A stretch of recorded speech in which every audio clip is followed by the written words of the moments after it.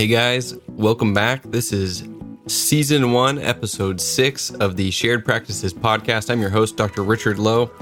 And in this season of the Shared Practices Podcast, we're looking at the things that you care about as a new grad that are on your mind. And we've gone over this idea of, is ownership worth it for me? One of the key points that came up with Jason Wood was this concept of your production being almost like your credit score when it comes to getting a loan for the bank for a potential practice. If you can produce, then banks will lend you money. So that means that coming straight out of school, or if you're looking to move into ownership, one of the key factors is whether you can find a job where you can produce enough to justify a future loan. So we're going to talk about the first years out of school now, finding associateships, GPRs, AEGDs, all these other options. And in this interview, Chris kind of delves into this with some of his experiences. Before that, I wanted to thank everyone. When I released the last episode, iTunes hadn't refreshed its reviews. And so I hadn't seen any kind of new reviews since last week. And then all of a sudden, right after I released last episode, I saw all these new reviews. Thank you guys so much for taking the time to get on there and leave a quick review and let other people know that this is something that was helpful for you and helpful, hopefully, for them as well. I'm working on a Google form that I'm going to eventually have up. I don't have it yet, but it's going to be a way that if you want to participate in this little corporate review that we talked about, where people chime in and say, hey, I worked at this corporate chain and actually it wasn't that bad, or it was awful. Nobody please ever work here. That'll be up hopefully by next week, next Wednesday. So the other thing I wanted to apologize for was not making it 100% clear that I released one a day last week, but this week, starting now, it's one a week. There's no way I can keep up with Howard Ferran releasing 5 episodes a week, an hour long each. I can't interview that many people. I can't edit that much audio. Howard is crazy. And being my former boss when I was working at Dentaltown, I remember when I first came in, I thought, who's doing his social media posts? Who's getting on here and posting at all hours, and on Dentaltown, posting at all hours under his name? And I realized it was him. He never sleeps. He thinks sleep is optional. So anyways, for me and my podcast, it was more of just a kickoff week to be able to give everyone something to sink their teeth into. If you're into this podcast, I wanted to have something that you could really listen to for a couple hours rather than just one interview and waiting a week. But now we're going to be on a more regular Wednesday morning schedule, 1 episode per week. And occasionally we might do like a bonus episode. So Howard Ferran had me on his podcast, so I might release that on ours as well. And I'm going to do that as a bonus episode because if you've heard it over there, coming over here, it's going to be a repeat for you. So I don't want to count that as a real episode, because I'm always disappointed if I've already heard an interview somewhere else and then they release it on their podcast. I'm like, oh, dang it, there's nothing new this week. So if I ever do that, it won't be the only thing that comes out that week. Lastly, at the break, we're going to share just a few more small reasons why I'm in love with my new Q Optics loupes. So without further ado, Dr. Chris Salierno. Okay, we have here with us today Dr. Chris Salierno, and you may have heard him before. He's a favorite on the Dental Hacks podcast. You might have picked up a copy of Dental Economics and realized that he's the editor there. So he's got some amazing experiences and some experience in both practice management and some other areas of dentistry that we want to hit on today. So welcome to the show, Dr. Chris Salierno. Thanks, Richard. I love what you're doing with this podcast series, and I'm excited to be involved. Thanks, man. I appreciate it. So you have like the perfect set of experiences that I wanted to talk about, because when you come out of dental school, there's this big question of what do I do with the first year out of school? And there's some decisions you have to make right up front, like GPR, AEGD, versus a regular associateship versus a corporate associateship versus military and public health. And it feels like all these decisions are a big deal. And they can be, because if you choose a crappy AEGD or associateship, you can waste a year or two of your life and spin your wheels and feel really frustrated. So Totally. I would love for you to share your experience on your decision straight out of school and kind of where you went from there, why you made those decisions, and what you've seen other people do and what you recommend for them. Sure. So this is not just even my own opinion and what I've done. This is a conversation I've had with a lot of folks over the years. I was the national president of ASDA back in the day. Nice. And so I got, I was interested in these sorts of issues. What do students do when they graduate? A few years back, I was on the ADA's council for the new dentist. The dentist committee. Nice. And I was the chair of that so I was involved with that for 4 years. And of course, then for 4 years, we were looking at new dentist issues. Sure. So I talk to dental students and recent grads all the time about this stuff. I am a very, very firm believer in doing a proper postgraduate residency program. Now, I say proper. Proper. Okay. Everyone's experiences are different. And it's not just go do a GPR and everything will be great. You have to go search out the right one for you. But it is, let's just assume you're going to do, let's say obviously if you're going to be a specialist, you'll do one. But just talking to the general dentists out there, I know you're excited to go out and start practicing and making money. I get it. But that, let's say 1 year of your time in a GPR will potentially be the greatest year of education in dentistry that you've ever had. Okay. It absolutely can be that. It's very funny when I'll have a dental student come up to me and say, yeah, I don't want to do that because that's like a fifth year dental school. Oh, fifth year dental school, gross. I want to get out there and start making money. But hey, unrelated question. What are all the courses that I should pay for so I can learn how to place implants, do molar endo, and blah, blah, blah, blah, blah on occlusion? And that's like, dude, let's back up. The greatest course you can have in all of those extra bits of dentistry that you either didn't learn in dental school or got to do like one of in dental school. One or two, yeah. One or two, and you're like, oh, is that competency? Probably not. All of those things you can do in your year of GPR. And here's the beautiful thing. You get paid to learn those things rather than spend thousands of dollars on weekend warrior courses. And I love those courses. I'm not knocking them at all. Go by all means, take great courses that are a weekend or a few weekends where you learn to place implants on cadavers and blah, blah, blah. That is great. But when you graduate, you have this amazing opportunity and you can always go back and do a GPR. You could be 40 and go back and do a GPR, but it's harder to do when you've moved down, you have a family. You got to close your practice and tell the staff to go home and pay for all your plane tickets. Yeah, that's not really working. So obviously the best time to do it is that first year when you just get out before you've rooted down. But in that year, you can learn all of these things on patients of record, not just some cadaver or some model. You can actually do these procedures without fear of being sued with experts and mentors over your shoulder as much as you need them to do. It's not like dental school where they're micromanaging you. Right. And you get paid to do this. Why would anyone not do that? Hey, I get it. We want to get out and just get earning, but it's such a wonderful opportunity. And I took advantage of that when I got out. I did a 1 year GPR. I had the opportunity to do a second year, chief year. I already had a job lined up, so I decided to not do that. Okay. And I learned so much in my GPR in the areas I wanted to learn. It was the accelerator for me and my dental skills. Awesome. I actually did this in dental school. I got on Dental Town and I thought to myself, I want to learn molar endo. I want to learn CAD/CAM dentistry. I want to learn implants and maybe some third molars. I think that would be really cool. And I mapped out what it would take to get there via CE courses and kind of went through and found the best endo CE courses and the best implant CE courses and trying to get some hands-on versions of all of these. And I wrote out the costs and I decided how much it would cost to fly out there and stay in a hotel. Much. And I put it all together and I was like, this is going to be $80,000 to $100,000, by the time I'm all done. And I'm going to have to pay that out of pocket. And so that's when I started looking at a residency and looking at the Army. I'm doing the Army scholarship right now and paying back my time. So I'm doing a 2-year AEGD.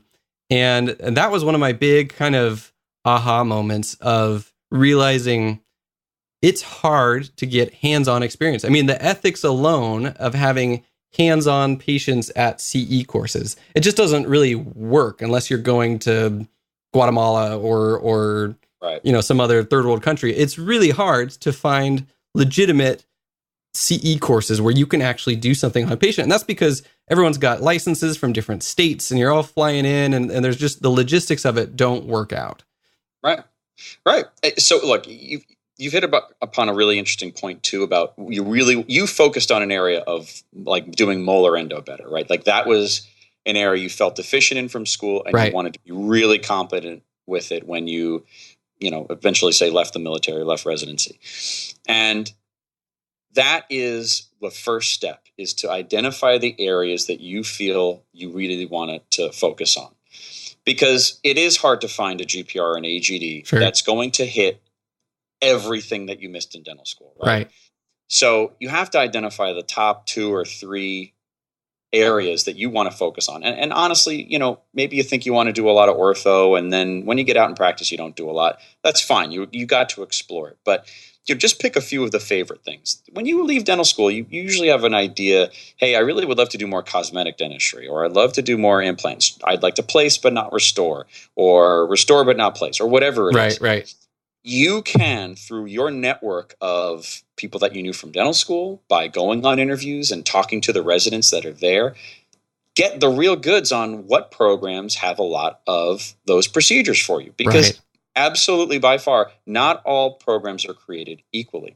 So I wrote an article for Dentaltown on this subject while I was working for Dentaltown, while I was doing this research. And that was my number one step, was to figure that out. And then number 2 was to find people at these programs and talk to them. It can't be someone who did it 5 years ago. It can't be a secondhand, oh, I heard that they get this, and that. Because these programs can change overnight as soon as a new mentor comes in, or the budget changes, or the patient flow changes, or the structure, or the government funding that was providing all these patients dries up. You have to actually talk with someone who's there or graduated last year at the latest. I totally agree. And I went on one interview. I only looked at a few places because I knew I wanted to stay locally. I'm on Long Island. Mm-hmm. And I went to one place. They were like, oh, we totally restore implants. Oh, like so many. That's what the residency director said. Right. Then we sat down with one of the residents. And they were like, I think I've done like one, Right. Well, I mean, that means the program does it. They did one. So that means, oh yeah, we do that. Right, exactly. So, you do have to do a little bit of homework, and it's not hard to do. If in dental school you've built a network of people, fellow ASDA leaders, or, whomever it is, go talk to those alumni from those programs and get the goods. They have no reason to lie to you. They'll tell you the straight scoop. Right. No, and that's, if people can just get over this fear of like, oh, well, I tried to get a hold of someone and it didn't work out. Sometimes you have to be persistent. If the program director doesn't answer the phone and doesn't answer your emails, you contact people in your network, and then you contact the secretary. Worst case scenario, just like drive over there or fly over there and go check the program out yourself. Because it's a whole year. It's worth a couple plane flights to go check these things out and really see if it's going to be worth your time. Absolutely right. It's worth a couple plane flights. And that's an interesting point too, because one of the other most common questions I get is, where should I practice? And they're usually asking me like, where's a good part of the country to make lots of money, and be successful and have it easy or whatever. And my advice is always just, hey, you have to live where you want to live. The practice opportunities will follow from that. There's no dentist that's starving. You know what I mean? Even what you could be in the busiest block of dentists in a major city like New York City, or you could be in the middle of nowhere. No one's starving. You'll do fine. So practice where you want to practice, or live where you want to live, and the practice will follow. But that's one of the other really nice parts of a residency is that's your golden ticket year. You can just uproot yourself and live in some area that you've always wanted to live in. If you grew up in suburban Nebraska and you always thought it'd be fun to live in Chicago, then go live in Chicago. Why not? Have a great time. Why not? And maybe that's also a place where you considered, oh, maybe I'll end up in a Chicago suburb. Well, you make that residency year your launching pad. You can start to explore around on the weekends and discover those suburbs or wherever it is that you might want to live and start investigating those practice opportunities. So a residency year is also a launch pad for where you might, root down in the future. Absolutely. And so that was kind of the next topic that I wanted to ask you about, was this idea that if you want to find a job, you want to find an associateship, it's like you look in Craigslist and you look on the state listings that they have in their dental society, and you talk to maybe a few corporate people, and that's all you do. You just kind of look in the easy places. I believe that some of the best opportunities are not posted opportunities, that just kind of come up naturally of, oh yeah, this person was looking for a young grad to come work at their practice. So how would you go about finding a place to practice? Like if you right now, decided, what, I'm sick of doing my own thing and I want to be an associate somewhere. Hypothetically, what would be some steps that you would take or you would recommend for a new grad to take? All right. So if you get an associateship through a state dental journal or something like that, that's okay. But that's like, that's a blind date. It would be sure. Sure. It's Match, it's Tinder or whatever, maybe it'll work out well for you, who knows? And that's okay. You can have successful or unsuccessful opportunities that way. It's fine. Pick up the state dental journal and look around. My favorite way though, to find those associateship opportunities is through networking, right? So whether it's your residency or whatever, get involved in your local dental society. Even if you think, oh, I may not even, be here in a year, I might move far away. Sure. Just get involved in the local dental society and start talking to people. And this is something that I think, looking back in dental school, sometimes people were hesitant to get involved because they're like, oh, I'm not into being an ADA president or ASDA president or, whatever. That's not my thing. I'm not into politics. I'm not into organized dentistry. But if nothing else, just by doing something, getting involved in some way, if you want to be selfish about it, it's going to benefit you. Yeah. I would say just set aside any fears or any hesitations that like, oh, that's not my thing, and realize, well, even if it's not your thing, you're going to meet plenty of people there, and maybe that'll be worth it 10 times over, more than the actual work, quote unquote, that you did in ASDA. If someone says, oh, I wasn't really involved with ASDA, I'm not really into organized dentistry, maybe they had a weird experience with their local chapter. Sure. This is the ADA. This is you may not be into organized dentistry, but organized dentistry is into you. They're here to represent you. So you don't have to spend all of this time getting involved with different political committees and whatnot. You don't have to spend all that time doing it, but just go to your local meetings, get some CE, have a meal. I mean, every local chapter there, every local society is different. Some are very busy and productive, and some maybe not as much as going on, but it's a great place to start. Sure. They're going to have some sort of regular meetings. And you know what? Maybe you walk in and, you don't have a great experience with some of the dentists that are there. Typically people have great experiences. Many of the dentists out there just love, they love to see someone young come in who's excited and wants to contribute. So you're starting off on a great foot. But you can't think of it about just maybe going in and meeting someone and you're gonna associate with them and then they'll sell you your practice. It doesn't always necessarily work out like that. Right. It's more about building a network. Well, maybe this guy knows someone else who maybe isn't super involved in the society, but they're like, hey, you'd be a good fit for this guy. That's the whole idea of the networking, right?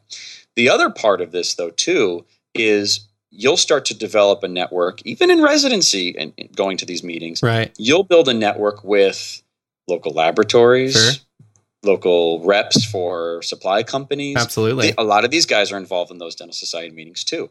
And believe you me, a dental specialist, a sales rep from a company, a lab would love to put you into a practice that is looking for an associate. Let these people reach out and find an opportunity for you, because if they find that opportunity for you, obviously you're going to be very appreciative and you'll be more inclined to use their services. Oh, yeah. So let the sales force that's already out there help you find the practice rather than just a blind date. Absolutely. And I feel like a lot of young dentists don't realize. They think, oh, why would I get to know this sales rep? He's just a sales rep. And they don't realize that these people know all of the dentists in the area, and they are very helpful to these dentists, and they know the ins and outs and who's retiring and who's getting out and who wants to bring someone else on. And another angle you can even take is, say that you, in your GPR or your AEGD, or maybe just even in dental school, you had an interest in Invisalign. What if you went to an Invisalign course in a region that you wanted to practice and talked with someone and said, hey, one of the reps from Invisalign, I'm interested in doing Invisalign. Do you know of any practices that are doing a lot of that, that might be looking for an associate? And so you can even use that to expand your scope of practice through a specific channel that's the distribution or the training or the coaching or the teaching, and in that way continue your education and find job opportunities at the same time. That's right. A lot of these folks, and by these folks I'm saying a specialist, a periodontist in the area, they all have a unique impression of this dentist, right? So to use my dating analogy again, it's like, you're getting set up through a friend who's like, oh, you guys would actually be great together. Sure. And this person, just like they might know, oh, this person has a really good sense of humor, or they like going outdoors too. These people might know, especially a lab, they're like, okay, I know who has good hands, right, who can really help teach you. Same thing with a specialist. They're like, all right, this dentist is good. He takes care of his patients. They'll help do that legwork for you and potentially save you from getting involved in a place that may not be the most reputable or ethical. Well, and they're going to know if some guy's had a new associate every year and has high turnover and can't keep his staff and is just kind of a train wreck of a dental office. The specialist or the rep is going to know versus the ad in the newspaper or on Craigslist or your dental society. There's, like you said, the dating analogy. You just won't know going into it. Exactly. I bounced around a few associateships before I eventually opened my own practice. I was an associate for maybe 3 or 4 years or so before just fully and as an associate working in a couple different places before I just did a startup and went out on my own with a business partner. And by far my favorite associateship that I ever had, I did find recommended to me by a specialist dentist, an oral surgeon, and by a local implant rep. Both of them had mentioned this particular practice to me. And I had heard one and I was like, oh, that's kind of far out east for me. And it's a little bit of a drive. I don't know. And then when I heard a second person now who I trust recommend this, I was like, okay, you know what? I guess there's something to this. And it's a 45-minute drive. I'll listen to a podcast on the way there and the way back. Yeah. And I was like, maybe I'll make this work. I ended up at that associateship for, maybe 6 years. Oh, wow. For a long time. Even after I started my own practice, I still worked there a couple days to actually get a paycheck. Sure. And I loved that place. And I even miss it now that I don't work there anymore. It was a great opportunity and it checked all of my boxes. And I do have, I hope we'll get into it, I do have a nice checklist for people to determine if it's a good associateship or a bad one. Okay. And this checked really all of the boxes that I could hope for, other than the fact that it wasn't my office and I had to open my own.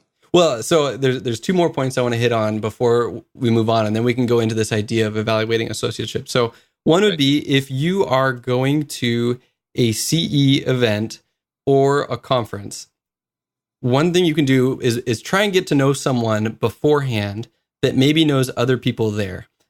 Sometimes the problem is you go with a friend, you sit with your friend, you talk with your friend, you go home, and you've made no new connections.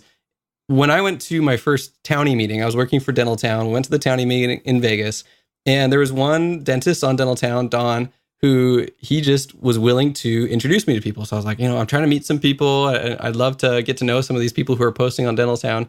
And he went around and he introduced me to this person and that person. And by the end of it, I knew the faces behind all of the popular, quote unquote, or frequent posters on Dental Town.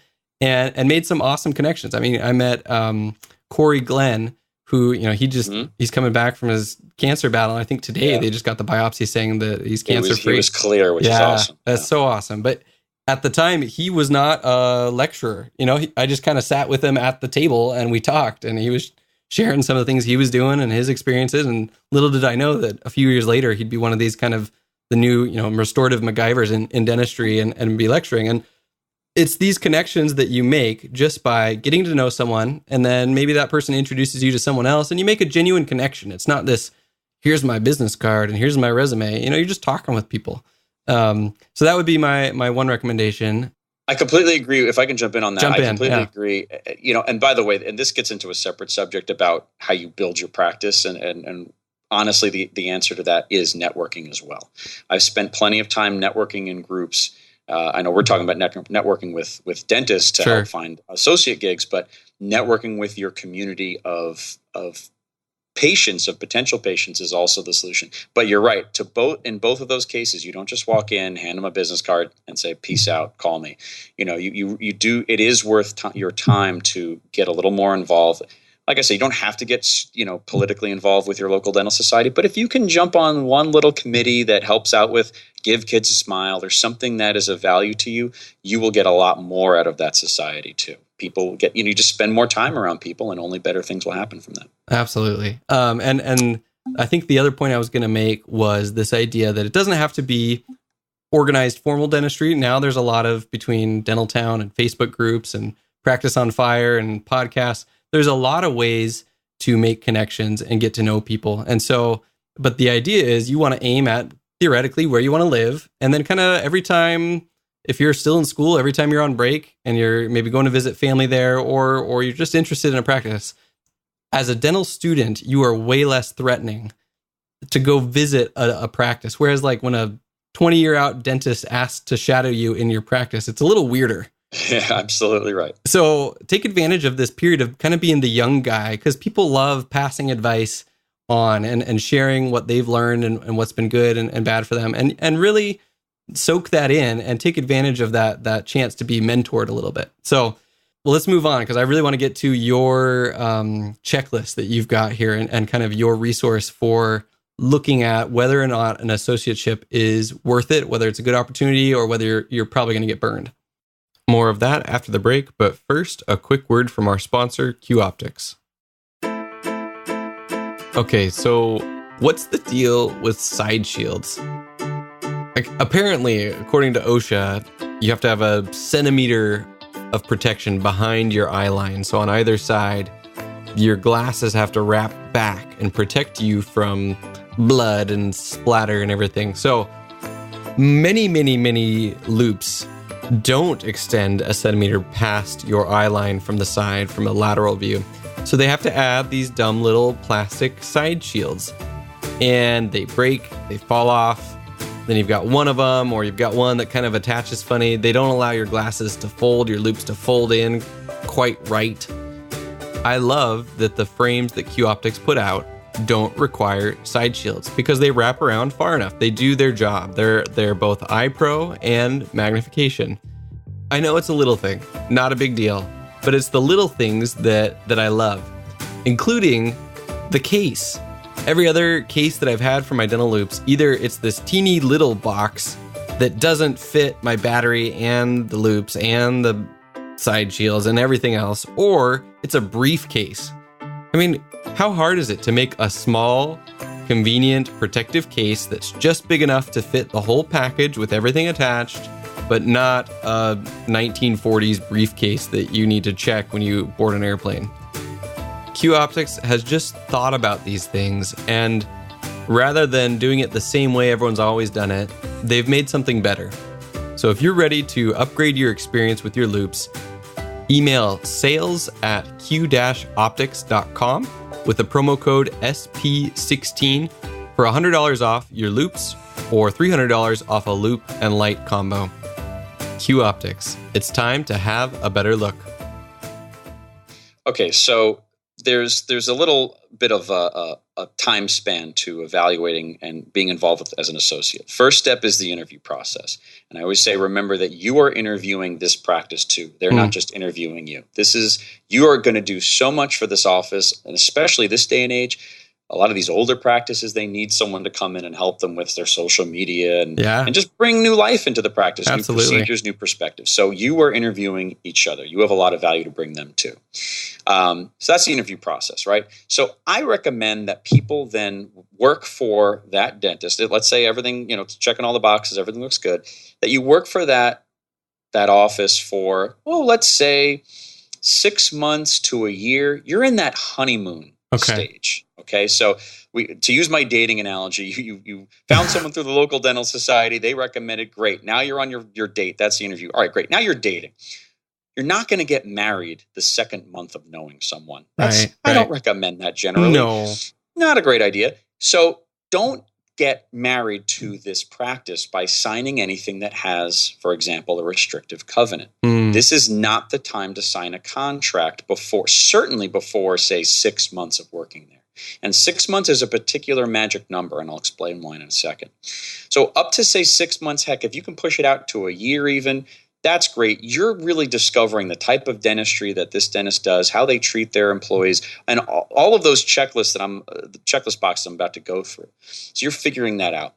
After about a year and a half or so, you probably should have a pretty good idea about whether or not this is going to be a good fit for you. You better at that point. And again, I'll run through what those boxes are, but I just want to go through the timeline that at that point, it is appropriate to start having a conversation with this dentist about what you need to do to qualify for buying in to this practice or buying this person out or whatever that transition plan would look like. And there's a million ways to structure that.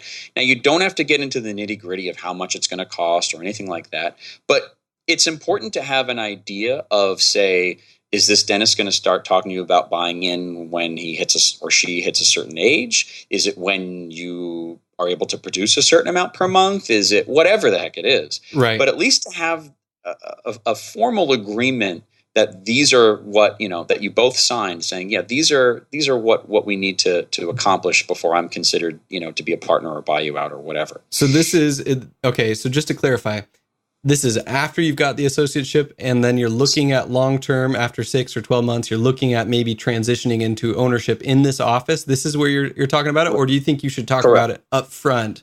No, I don't think you should talk about it up front. Because here's the idea. It's a give and a take. If you don't want to end up working in a practice for 5 years, you end up really building the practice, and then the dentist turns around and says, yeah, for you to buy in, it's going to be, I don't know, $1 million. Right. And you're like, dude, really? This is I just grew half of that $1 million. Yeah, it wasn't half of that is mine. Exactly right. And there's nothing that's been put into place that says what you'll be evaluated on, and they can just keep dangling that carrot. I've been involved in that situation. They just dangle. Oh, next year we'll talk about it. Next year talk about it.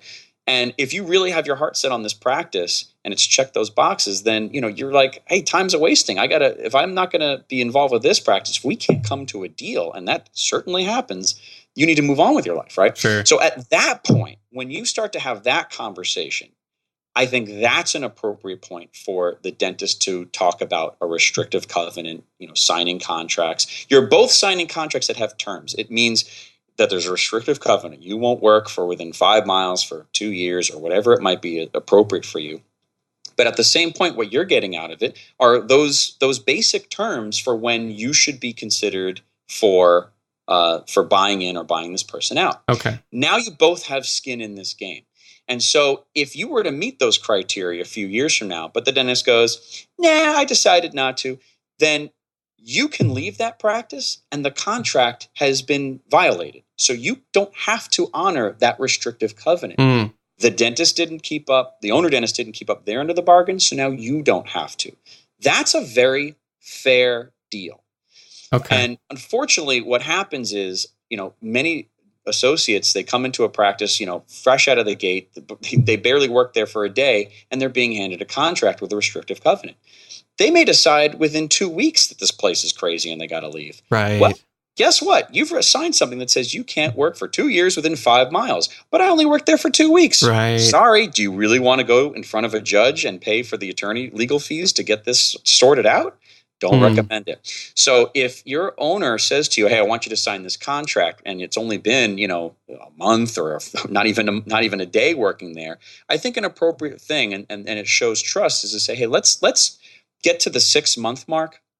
At the earliest, let's get to the 6 month mark, and let's decide if this is mutually beneficial for us. And then let's definitely proceed with a contract, which has a restrictive covenant in it, but also has your terms. And you lawyer up for this. You have an attorney that helps you with this.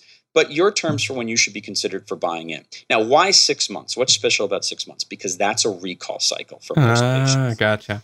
How can you possibly steal patients from a practice if you've only been working there for 3 months? Right. That practice has to be the worst practice on the planet if the dentist and the hygienist and everyone else can't keep patients in the door and they're all going to follow you and they've met you once for some emergency. The new doc, which usually it's the opposite. Usually it's like trying to convince patients to schedule with you, not to, right. And they're like, oh, please don't follow him off into the distance. It's like, no, please just see him. He's good. He's the new dentist. I know he's new, but fill our chairs, please.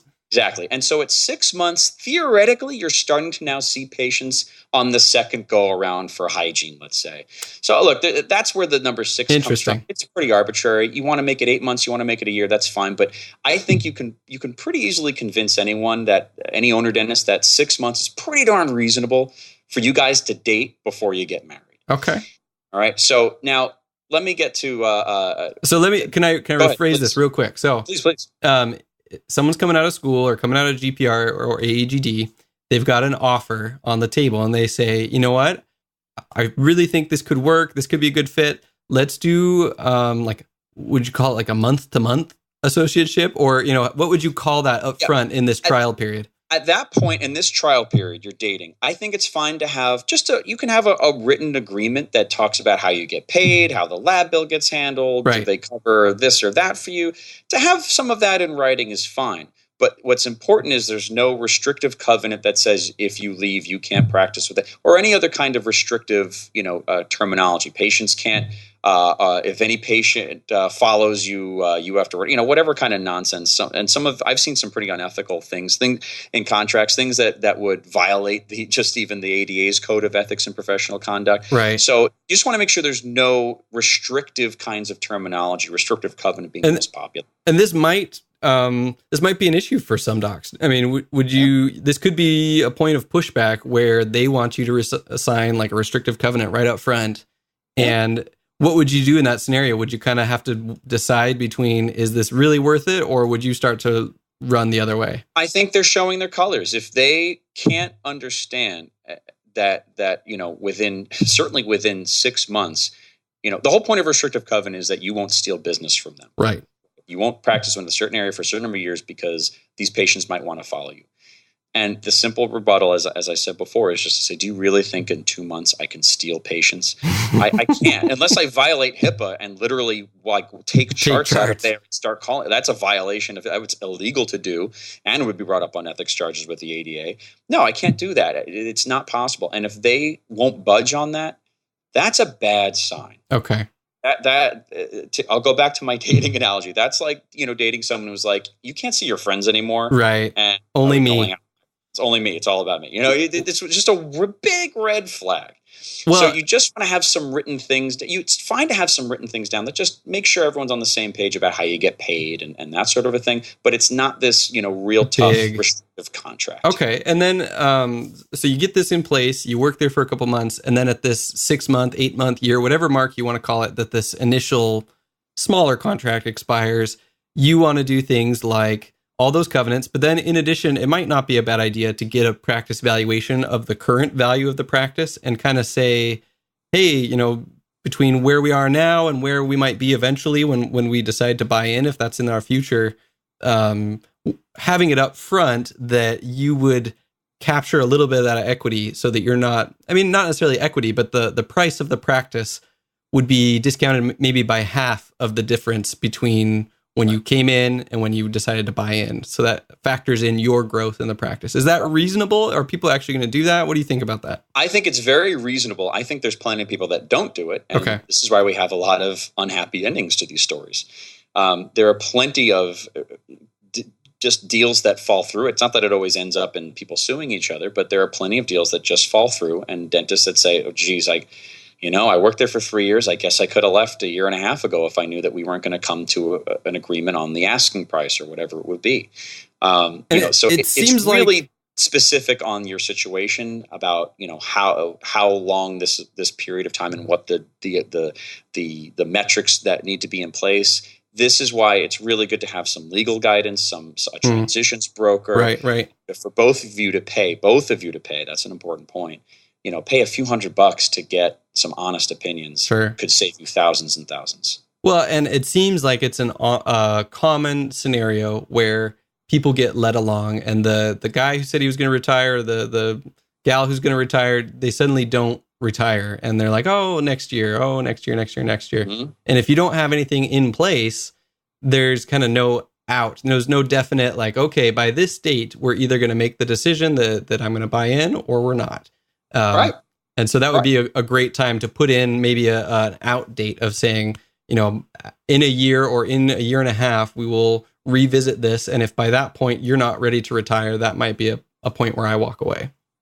Right. Walk away or restructure the deal or whatever it might be. But the main point is that if you walk away because the owner hasn't kept up their end of the bargain or has been unreasonable in some way that you've accounted for, right, then you're not totally out of luck and say, oh, well, but I have to honor this restrictive covenant. That's not really fair. Right. And you're right. It's not fair. If you've done the due diligence to put into place what the time frame, and it can be a loose time frame. I mean, you don't have to get super specific with it. Sure. But, if you both can shake hands and say, yes, we project that this is what needs to be met for me to start buying in. You don't even have to get into all the details of how much it should, the valuation should be. You can. It's better to work. This is the prenup, right? This is a prenup. Right. And when it comes to business, get a prenup. Absolutely.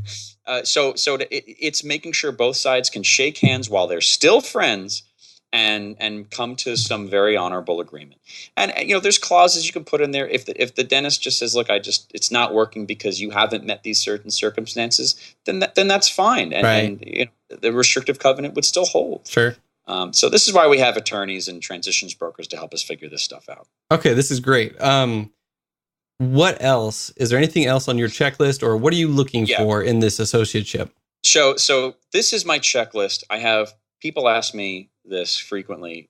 They give me the details of their associateship and they say, should I stay or should I go? Right. So let's round off just a couple of major areas that will define whether or not you are happy with where you are. And honestly, this applies to like any job anywhere. Yeah. Okay. Number one, money. Duh. Are you getting paid well? Okay. Number two is let's call it the office atmosphere. Are the people that you work with, the team that's there, are they nice? Is it a nice looking office with some nice new technology? It's in a good location, Sure. All those kind of pleasant things. And honestly, if you don't meet those things, it could be kind of unpleasant working there, right? Yeah. So let's call it office atmosphere, location, new technology, whatever. The third major one is learning. Are you learning in your associateship? Is this dentist really good at business and they're teaching you all the tricks? Are they a brilliant cosmetic dentist or so on down the line? Are you learning a ton and growing as a dentist by working there? Yeah. And those are sorry, go ahead. That all fits. It makes total sense. And if you're not getting any of those three, then why are you still there? Then why are you still there? Right. And that's it. Those are the three, right? And so but it's funny when you lay it out like that, it makes sense. But I've had people that say, I'm not really earning a lot of money. I hate working there. The people are mean and I'm not learning anything. Should I stay? And you're like, God, no, move on with your life. But I guess they're just afraid that they're not going to find a job. Like I say, I don't know any starving dentists. Right. You'll be okay. Sure. Even if you just you can always pick up, worst case scenario, you can pick up temp work as a dentist. I mean, you'll be okay. I spent 2 weeks unemployed after my first associateship. I was working a couple offices and I quit. I was like, I can't take this anymore. I was learning a lot. That was good. The pay was okay. It was all right. And the atmosphere was pretty good. One of the offices was better than the other, whatever. These offices were joined. Sure. So I got to the point where I felt like I really wasn't learning as much anymore. In the year and a half I'd been there, it's like, of course there's more they could teach me, but I was like, I'm starting to disagree with their choices in business, those kinds of things. And I was like, yeah, I'm just I couldn't really take it anymore. I kind of gave my notice and that was it. I moved on and I didn't have another job lined up. Okay. And that's okay. For those 2 weeks I spent about a week just going through the classifieds and doing all that kind of stuff, talking to my network and really, spending all my energy on finding those next gigs. And I found 2 different associateships that I had for a while pretty darn quickly after that. So don't be afraid to take that plunge.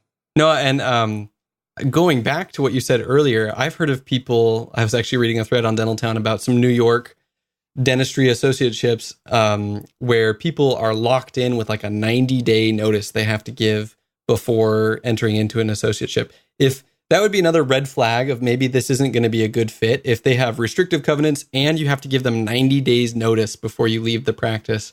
Because then you're going to be miserable for 90 days. Whereas if you just take the plunge in 2 weeks and then you get out and you move on, you're going to be so much happier. So it's awesome to hear you say that you should never feel trapped. There's always going to be something else. And if you can just make that leap of faith, something will happen. Yeah, 90 is a lot. I think it is fair. Typically in business, you give 2 weeks notice. I think as a dentist, as a healthcare provider, I'm more comfortable with saying 30 days with a month is appropriate to finish up care that you started. That's appropriate. So you're not forcing someone else to finish your root canal or whatever else. Right. That's very appropriate. I don't have a problem with that. 90 days sounds like a bit much. Yeah. Yeah, I agree. But so look, the other thing I'll say about that checklist, it's just 3 simple items. The maybe fourth one would be the future potential. You could have all 3 of those checked, but there's just no buy-in opportunity for you. And nowhere to go. Yeah, so you say, all right, if this guy's never going to hire me as a partner or whatever, then okay, maybe that's the other reason you might move on. But look, if you have an associateship and you're checking all 3 of those, the 3 big ones, money, the atmosphere, you like working there and you're learning a lot, my God, that is just the best. It's hard to find that.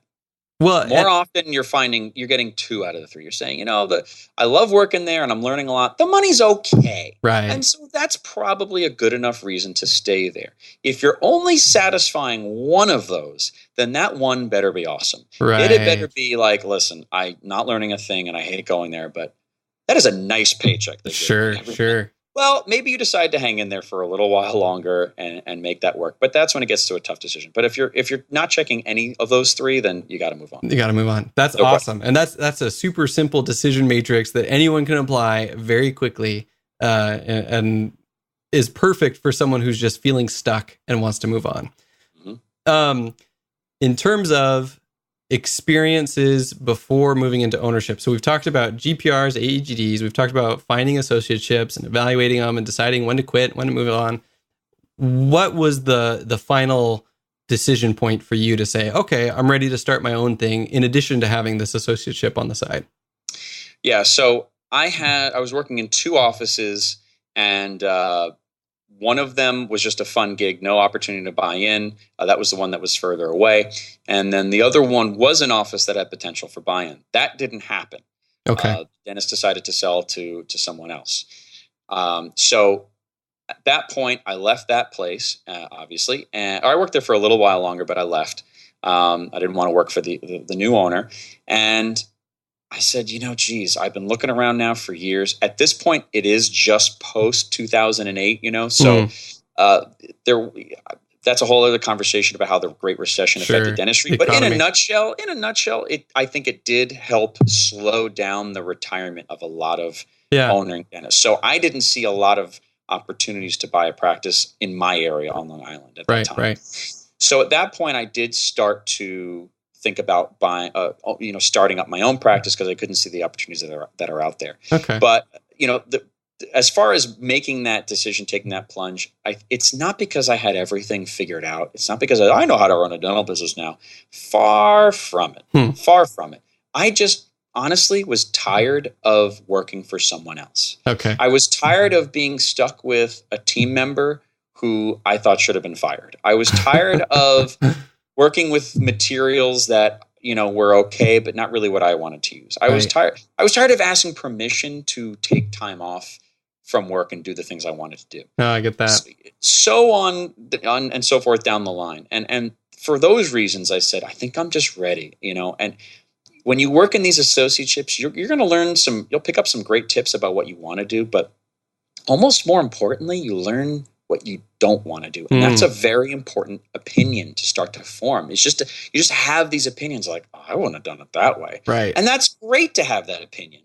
Don't be upset about that. Be like, hey, this is exciting. I have an opinion about this. And eventually you just start to, you figure out, you don't figure out how business is. You never figure it out. It's always evolving, but you do start to just trust yourself and to start making these decisions.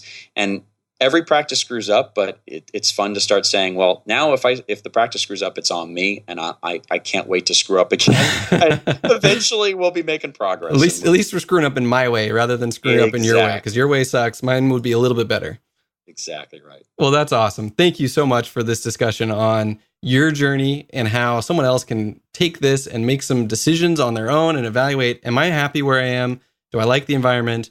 Am I getting enough money? And am I learning? And from that, pivot. And if you need to pivot and it hurts a little bit, awesome. And if not, you're good to sail for a little bit longer. But do you have any resources that you would point anyone to either blogs or posts that you've done about any of this or? Sure. Yeah, no, a couple places. Look, I'm the editor for Dental Economics. So full disclosure, I'm always going to say, look at that issue that comes in the mail. You can also read the content online on dentaleconomics.com. There's a wealth of information there. Right. And on some of the subjects that I've just been talking about, I've blogged about. I have my own blog called The Curious Dentist.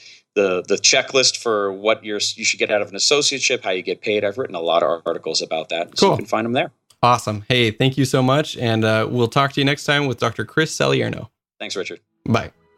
Awesome. I hope you guys enjoyed that. Chris has a wealth of resources on his blog. We've got links to that in the show notes. And in addition, we've actually put together a bonus that is the 3 blogs that cover these topics he mentioned: the associate checklist, whether or not you should do a GPR, AEGD, and kind of the life cycle of a new associate in a practice. So go to the show notes. We've got a link to this bundled ebook as a bonus for you of those 3 blog posts compiled together. Thank you for listening to the Shared Practices podcast. I've been your host, Dr. Richard Lowe. Please leave us a review on iTunes if you have a moment and share this with your friends. We'll talk to you next time.